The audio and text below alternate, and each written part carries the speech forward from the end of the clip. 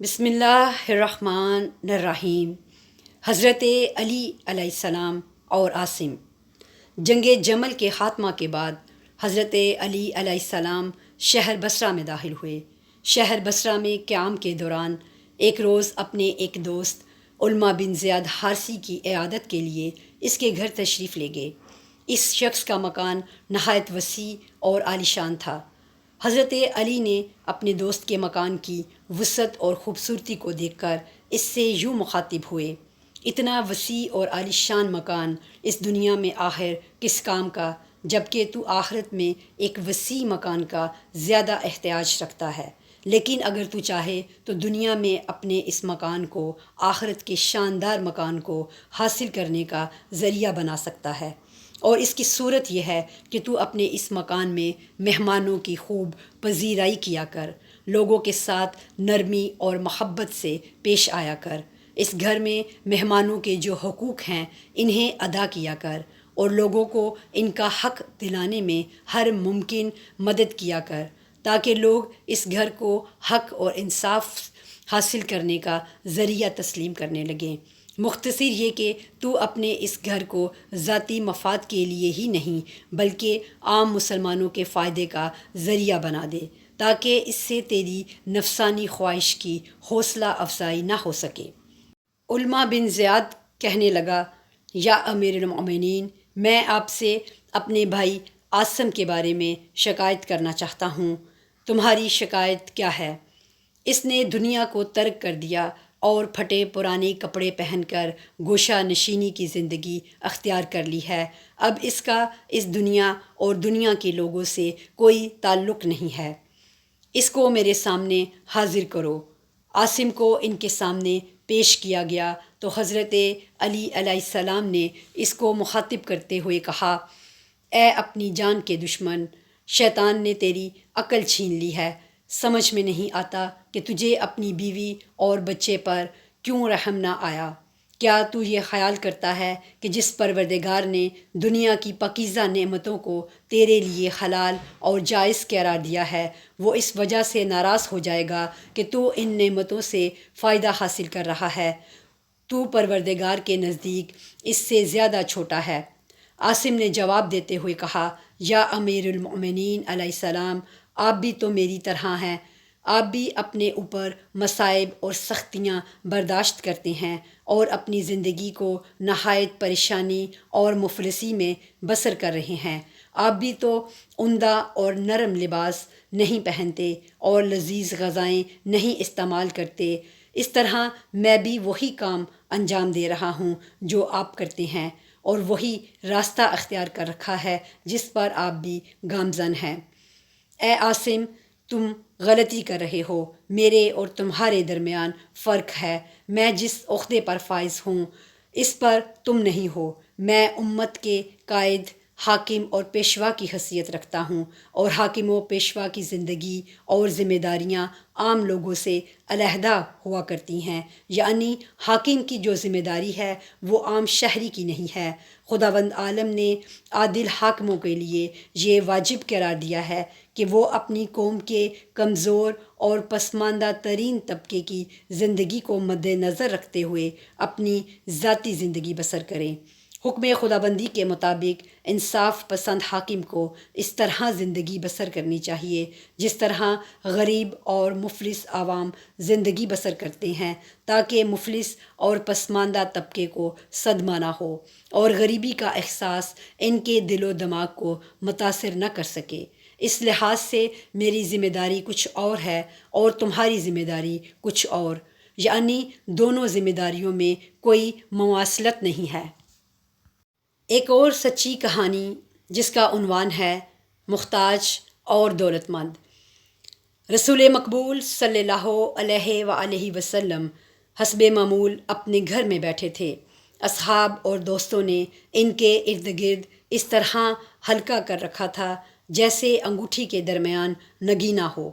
اسی اثنا میں ایک مفلس اور گڈھری پوش مسلمان مجلس رسول میں داخل ہوا۔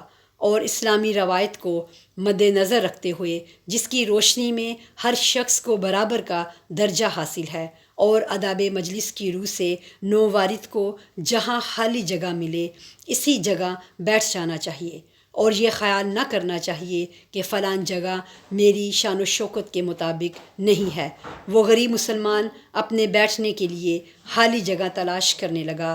اس نے چاروں طرف نگاہ ڈالی تو ایک کونے میں اسے خالی جگہ نظر آئی، لہٰذا نہایت خاموشی کے ساتھ وہ وہاں پر بیٹھ گیا۔ اتفاق کی بات ہے کہ اس کے قریب ایک دولت مند شخص پہلے ہی سے بیٹھا ہوا تھا۔ اس غریب مسلمان کو اپنے قریب بیٹھا ہوا دیکھ کر اس دولت مند آدمی نے اپنے قیمتی کپڑے سمیٹے اور کنارے ہٹ گیا۔ رسول مقبول صلی اللہ علیہ وآلہ وسلم بڑے غور سے یہ منظر دیکھ رہے تھے۔ دولت مند آدمی کا یہ اخلاق دیکھ کر پیغمبر اسلام نے اسے مخاطب کیا اور کہا، تو ڈر گیا ہے کہ کہیں اس کی مفلسی اور فقیری کا سایہ تیرے اوپر نہ پڑ جائے؟ نہیں یا رسول اللہ، نہیں۔ پھر آخر کیا بات تھی جس کی وجہ سے تو اس مفلس آدمی کو دیکھتے ہی ایک کنارے ہٹ گیا؟ اے اللہ کے رسول، مجھ سے غلطی ہو گئی اور میں اپنی غلطی کا اعتراف کرتا ہوں۔ اس گناہ کا کفارہ ادا کرنے کے لیے آمادہ ہوں، اور کفارہ کی صورت میں میں اپنی ملکیت کا آدھا حصہ اپنے اس غریب اور مفلس بھائی کو عطا کر دینا چاہتا ہوں۔ دولت مند آدمی کی یہ بات سن کر وہ غریب مسلمان بول پڑا، لیکن میں اسے قبول کرنے کے لیے قطعی آمادہ نہیں ہوں۔ مجلس رسول صلی اللہ علیہ وآلہ وسلم میں بیٹھے ہوئے تمام لوگوں نے دریافت کیا، آخر کیوں؟ میں ڈرتا ہوں کہ کہیں دولت کی فراوانی ایک دن مجھے بھی اتنا مغرور نہ کر دے کہ میں بھی اپنے دوسرے مفلس مسلمان بھائی کے ساتھ ایسا ہی سلوک کرنے لگوں جیسا اس شخص نے آج میرے ساتھ کیا ہے۔ ایک اور سچی کہانی جس کا عنوان ہے ایک راہی اور ایک دکاندار۔ ایک بلند قامت اور چوڑی ہڈیوں والا شخص بازار کوفہ سے گزر رہا تھا۔ اس کا چہرہ اور مضبوط جسم اس بات کی گواہی دے رہا تھا کہ اس بہادر شخص نے میدان جنگ میں یقیناً ایک مثالی شجاعت اور غیر معمولی بہادری کا ثبوت دیا ہوگا۔ چہرے پر ایسی علامتیں موجود تھیں جنہیں میدان کارزار کی یادگار کہا جاتا ہے۔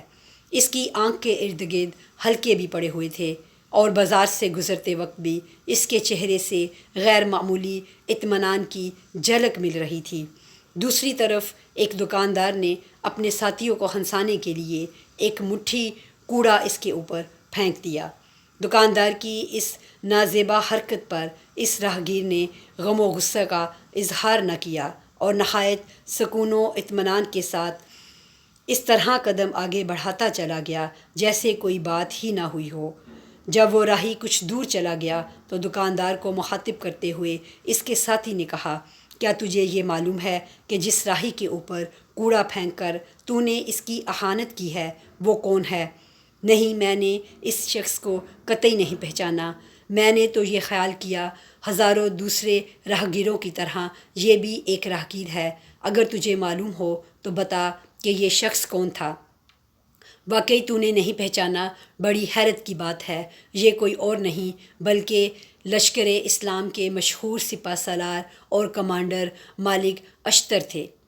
تعجب ہے، یہ مشہور سپہ سالار مالک اشتر تھے، وہی مالک اشتر جن کے خوف سے شیر کا کلیجہ پانی پانی ہو جاتا ہے اور جن کا نام سن کر دشمن لرزہ بر اندام ہو جاتا ہے۔